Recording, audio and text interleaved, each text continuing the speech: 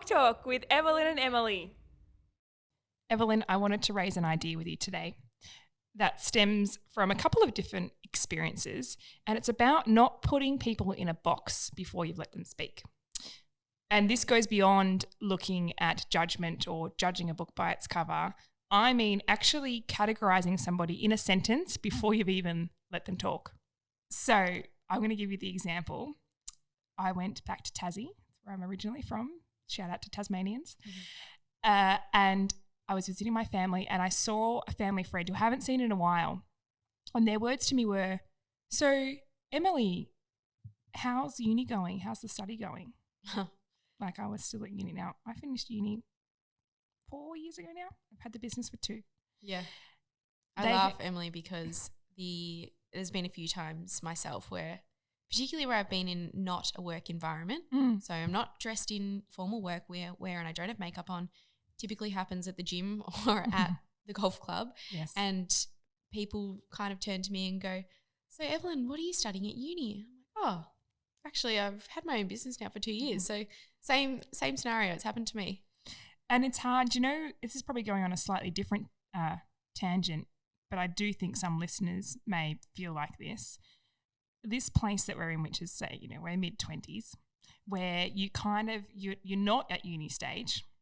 We're both business owners, but we're not professionals, who have been up and running for so long. And it's this in-between where people do actually categorize us in different ways depending on the setting. Like you mentioned, more informal in the gym, maybe, I think I would look younger in gym gear. You probably do too, no makeup, not dressed up, ready to rock and roll. Absolutely. People can be, I guess their bias come out more in that situation. Yeah. So there might be listeners who feel that way too, like they're in this in-between. They've finished uni, they're young professionals, but people assume things of them that aren't true. But it can happen in any setting regardless. It doesn't have to be the in-between between finishing uni and then working into a managerial type role. Sure. It could literally be in any setting where someone does make, whether it's an unconscious or a conscious presumption about a person. But I think it's very much regardless of whether or not you are making that conscious decision to not necessarily put someone in a box, but you are making that decision about a particular person, where they're at in their life or who they are as a person. We're so programmed to do that from what we've been conditioned to in society. So regardless, it is sort of this unconscious bias, as you say, but it's very much from the environments that we've been conditioned to stereotype people. Definitely. Yeah. And I think what plays into that as well is sometimes life stages, like assumed points in time. Absolutely. Based on age, based on looks, based on job. Like, where do these things come from? Well, it's just literally from years and years of society telling us that a person in a particular role or a person in a particular stage of life needs to have accomplished certain things. So, for example, there's one that I come across all the time, which is in regards to home ownership. Because I might be speaking to someone who is 35, 40, and they could be a first home buyer, but it's almost like this assumed knowledge that by the time you get to a particular age, you should have owned a house. And I can tell you that I'm working with the oldest first home buyer actually that I've worked with was 50. Wow, there you go. Yeah, definitely. That's opened up my eyes. Question for you. Do you think now more than ever, our generation is more open-minded to breaking down those barriers of certain levels, like getting to a certain point by a certain age? It's almost societal norms, right? Yeah. What we've been told is the right way to live our lives.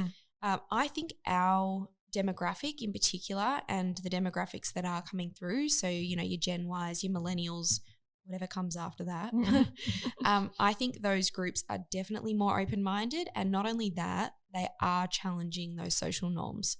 So it's not so common now that you see someone literally enter the workforce at a particular role or a particular level and just continue to climb that corporate ladder until they reach the top and that's it, and they'll stay within that job forever, because that doesn't happen anymore.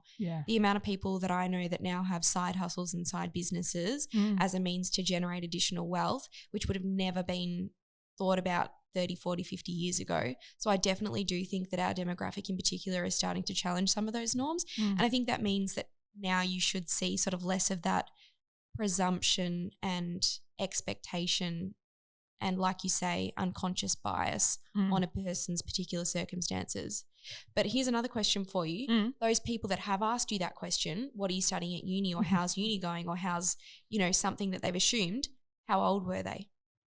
Oh, a lot older than me. A lot older than you, right? So they're asking from their experience in the world, not from the experiences that we're currently having. I can guarantee you that a person who is a lot younger, maybe our age, is probably asking a different question. Yes, that's a very, very valid point. And that's probably a bit of an assumption as well. But it just goes to show how society changes over decades, and how hopefully these subconscious biases and conditioning that we have been taught to believe is slowly breaking and changing.